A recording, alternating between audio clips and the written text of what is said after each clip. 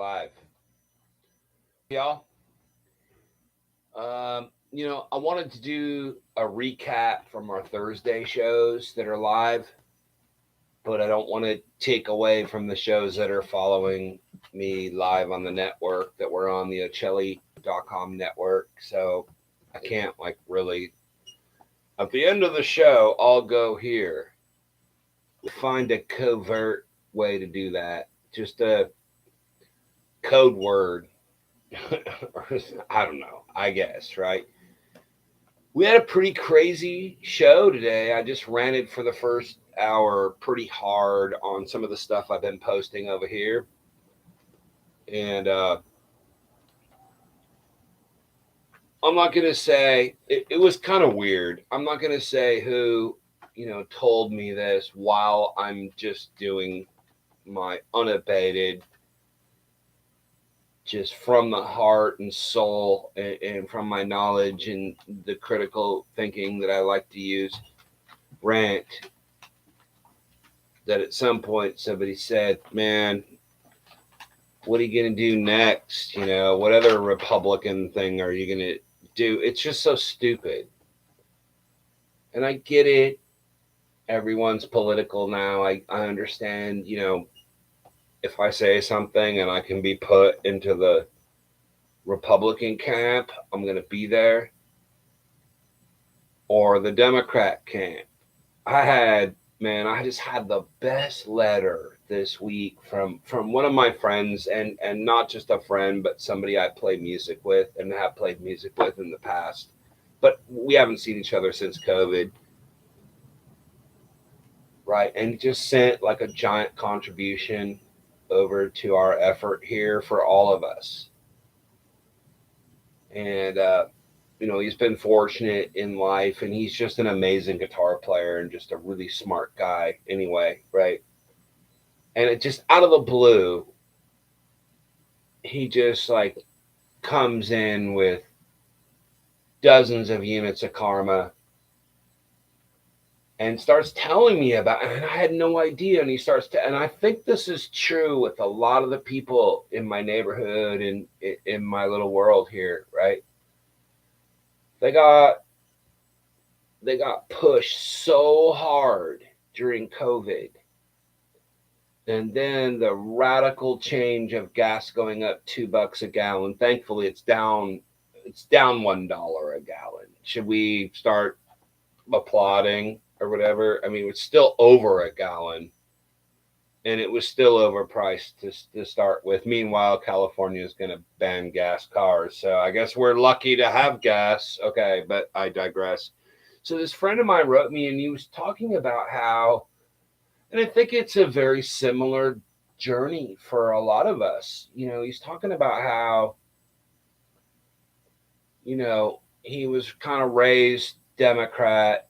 They would call that left wing these days. It would be too left wing for any Republican. I mean, right wing. I don't know, right? Like Kennedy, John F. Kennedy, the first Catholic president, allegedly. He was pretty moderate, man, pretty right wing, especially in war. I mean, he got, and there's two John F. Kennedys. There's the first one that came up and did the family bidding and then was elected president and all the rest of that. There's a second John Kennedy that they say tripped on acid down in Florida with Judith, what's her name, the mafia girl. That was the first time he tripped on acid. And then there's like all kinds of evidence that they had Dr. Fielded, like Elvis's doctor, coming for him and Jackie. And they would get vitamin B12 shots in the butt, pull their pants down. Their doctor would come in and, put the vitamin B12 in, which definitely helped you. Not as much as crystal meth and all the painkillers that those guys were on, but that's not even the point. The point is that, those guys were considered, like in today's world, they'd be considered radical Republicans, the way they were with war Um, man, this stuff's so funny is that the Kennedys, they were talking to Martin Luther King and talking to people like that and trying to get it niched in, codified that black people could vote in an election, if you can imagine. This is after I was born. And but Kennedy wasn't religious about it. He was kind of like Lincoln. Just don't cause any problems here, and if it makes it better, we'll just send you guys back to Africa. I mean, let's just be honest about it. But then there's the second era of Canada after he dosed. Kennedy dosed.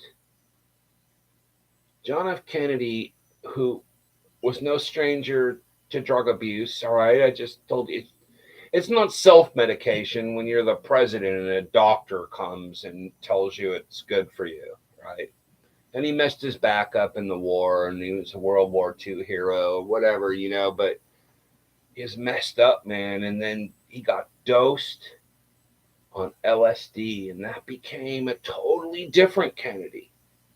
Totally different Kennedy.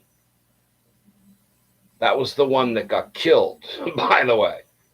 The first Kennedy, who was a good boy and pretty much did what he was told, although if you read All the President's Bankers by Nomi Prinz, I hear she has a new book coming out. I'm going to wait in line, but I'll get one of those interviews for sure.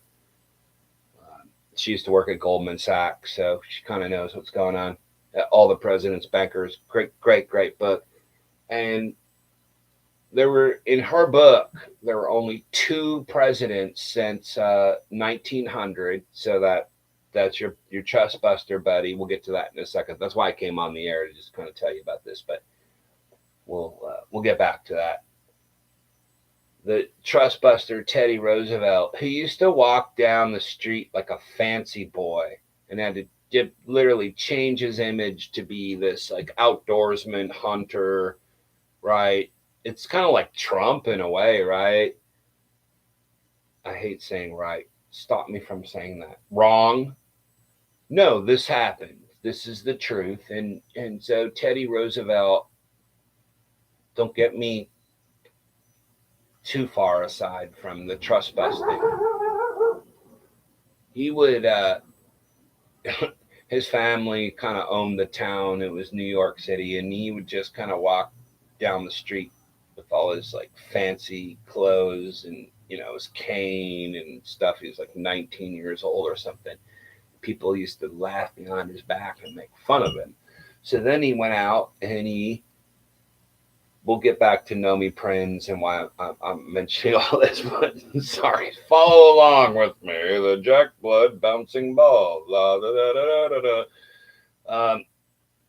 So then he would like go out and he would stage pictures by the greatest photographers in New York City. And he'd be out like hunting a bear, but it would the background would all be fake, right? Teddy Roosevelt. And they would have like a Tiffany's knife. He was out hunting, total concocted image, right? That's the first Roosevelt president, not even the second one. And so he was not a trust buster. He was a protectionist, and those people protect their donors and them that brought them. And it's a crazy thing. Like Teddy Roosevelt, they said, was never supposed to be president, right? The Rockefellers, the Carnegies, the Morgans, especially the Morgans, the whole gang, they put him into the freezer by making him vice president. This is the story, how the story goes, right? That they put him in on the second term of McKinley. They put him in, and Roosevelt was supposed to go rot as the vice president. And then some anarchist shot McKinley, and the next thing you know, it's like, oh, we could have never predicted this. I mean, maybe in those days, maybe they didn't have that kind of security. Maybe they couldn't, protect a president. And I get it. I mean, first of all, McKinley was like a weak, elite dude, right? He wasn't Jackson. You President Jackson, they would come to assassinate him with teams of people, and he'd get all his boys, and they'd just gun them all down, fuck them all up. I mean, yeah. So, but the point is that Theodore Roosevelt was just a soap salesman. He's fake. He worked for the banks and the corporations. He was not a trust buster. He didn't bust any trusts, really. I mean, they did some minor work, but that's just, again, like Rudy Giuliani prosecuting the mafia. It's the one guy on the mafia that's your friend just beat up my other friends. Meanwhile, they're all informants. I mean, I guess, right? Is that the deal? But the only two people in Nomi Prin's books that stood up to the bankers, or at least made them kind of earn their keep, was another Roosevelt, Franklin Delano Roosevelt, FDR, and JFK. And JFK to the extreme. Like, get out of my office. Now, some of you are saying Lincoln. No. No, Lincoln capitulated. He was always a central banker capitulation dude. Again, there might be two Lincolns, and the later Lincoln might have said, I just won the Civil War. Damn it, I got a mandate like you can't believe. Now get the hell out of here. Because he knew, they all know. Everyone knows that central banks are the enemy and they cause all the wars and everything, and that you probably blame on a government. It's a quasi government. It's the real deep state and the shadow government. So I had on, but that's kind of where I was going with this. I had a pretty good show today. We just kind of ranted for the first hour, and I got in trouble a few times, and tried to prove that I don't have cognitive dissonance. That's kind of where I was going with it. But I didn't have a guest. Normally, I have a guest in the first hour. I had no guest. I just bam, just slaughtered it for an hour, or tried to. But the second hour, I had Robert Bork Jr. on, and his dad was Robert Bork, who, if you remember, during the Reagan administration, in a Senate led by Biden and Kennedy and Leahy and the rest of those guys, man, they put a hit on him and he wasn't approved, and it became like a Borkism. And then, the Supreme Court got really political after that. And what's weird, and we did talk about this on the show today, is how Biden went after Robert Bork, and he was sauteed before he even went to the hearing, and he got the hearing. But then that same Biden came in and helped Clarence Thomas become a Supreme Court justice, and not because he was black. Don't give me that. We all remember. Well, if you don't remember that, you can look back. I mean, some of these, you have to get it, I guess, in some ways. Some of these Supreme Court nominations and those hearings, man, not so much anymore because it's so political, but that stopped the world, man. That was all the news there was. So Robert Bork Jr., we had him on today. I thought it was a really interesting discussion. Unlike the limo driving show where you kiss Mark Zuckerberg's ass for 2 or 3 hours. That happened today on one of the limo driving shows that there are today. The biggest limo driving show that there is in podcast land ever, and maybe forever. Super softball. Let Mark Zuckerberg propagandize you, and just be fair. You got to be fair with Mark Zuckerberg, man. Put him, hey, bro, with the black eyes and the robot face, man. Come up on this show, and we'll take you out for a drink, okay? I mean, come on, that's all we ask. So, yeah, Robert Bork Jr., really smart guy, man, and we debated. But I asked him,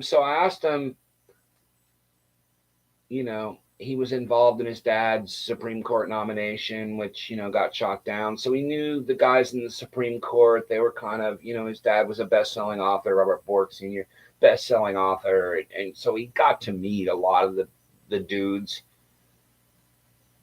And I asked him about Scalia. I was like, was Scalia, did they bump him off?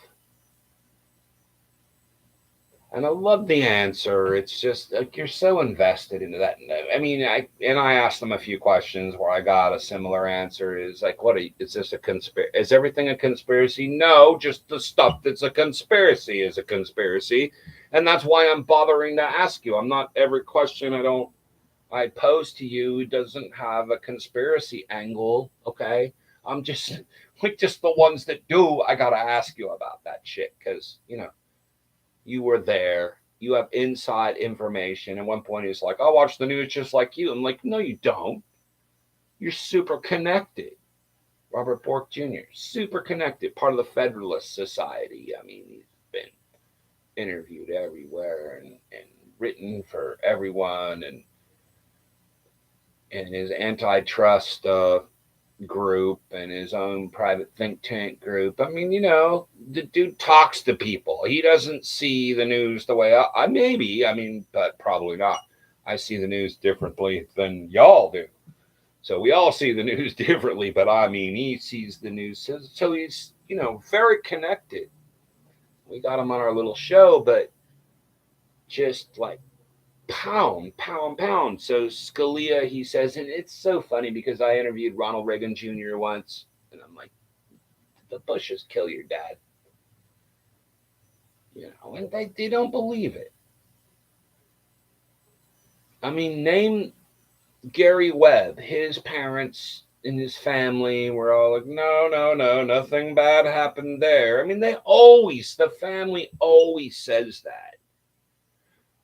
Mostly because they weren't really involved in Gary Webb's writing, or they're just not involved in that life. I could put up any other Aaron Schwab, right? The guy that invented file sharing and was basically the first anonymous guy and the first WikiLeaks guy. Aaron Schwab, Aaron. Oh, you guys know what I'm talking about. They didn't kill him. His family was like, they drove, and that's what Gary Webb's people, his family said. They drove him into suicide. Okay, like, that's any better? First of all, that's still a thing. And secondly, it's like, no, they killed him. They just killed him. So I'm not surprised that Robert Bork Jr. would say that. They're protecting the domain, and they don't want people running around. And that was like a Trump theory, I guess. They don't want people running around. Scalia was murdered. It was actually Breitbart, who later died under mysterious circumstances. I think that's how the timeline of that went. I asked him about tax-free foundations. The answer was, it's the law. So you got to change the law. Tax-free foundations, international law. Well, I have a 501c3. No, that's not what we're talking about. We're talking about the Rockefeller Foundation, the Gates Foundation, tax-free foundations, which are able to manipulate every facet of your life, social, economic, name it, every facet of your life. These people can get into it and not pay taxes on any of their money. Like tax-free foundations. I know we're talking about monopoly and trusts and all of that because it's true. I agree. This is the paradox. As John D. Rockefeller was famous for saying, competition is a sin, and they pay off all the right people. There is no law. So when you say, well, you should change the law about tax-free foundations, or about the fact that they don't disclose who the investors of BlackRock are, it's $10 trillion in investment in assets. They don't tell you that. And you're not allowed to know. You used to know. In the 70s, maybe it's part of the 80s, You would know that Rockefeller owned the airlines and all pharmaceutical. You would know all their investments and go, okay, is that a good thing or a bad thing? I'm not saying that the Rockefeller shouldn't own everything on Earth, and they don't anymore. They got beat. You'll be glad to know. But and if you want to know who beat them, I'll tell you. But you know, you can't know now. You don't get to know. Well, BlackRock owns 80%. But that's not. Do you guys think the founder of BlackRock, who was a disgraced Wall Street kid, who was just basically used as a front man, do you think this is all his money from his piggy bank? $20 trillion. That's the alleged budget of the federal government, everything budget of this country for a minimum of 10 years. It should be 20 or 30. I mean, not accounting for inflation, man. That's 10 years of the Pentagon budget. Or 20, sorry. And it's more money than how many continents put together. 20 trillion in assets. But you don't get to know. I mean, please tell me if you guys have the list of all their investors and how much they're invested in, and it's so funny. So I'm talking to Robert Bork Jr. and he's like, oh yeah, but that's, the free market and blah, blah, blah. I was like, I love the free market. Let's talk about the free market, And then when I said, well, could it be Saudi Arabia or China that's invested in this? Oh, well, then he woke up and that's not his fault. This is the bubble he lives in, and he's a smart guy, and it was a really fun discussion, all in all. I mean, we went deep dive for an hour, like I couldn't find anywhere, not by all the limo driving podcasters in the country. I mean, it was a pretty deep dive stuff. Should you stack the courts? I think most people say no because it's never ending. It's just stack the court today, stack the court tomorrow, and then where does it end? There's 435 MFs in the Supreme Court.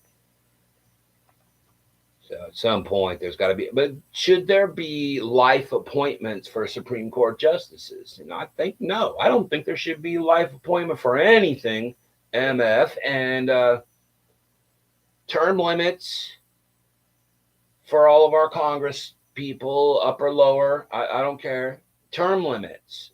Yeah, because they say that if you have a life appointment, you're not going to be political because you're not worried about being reelected. No, you're going to be political. Everyone's going to be political. Now what you've done is just made it so you can die on the bench, man. Like, F that. Okay. I think there should be a term limit to that. And I definitely think there should be term limits to Congress.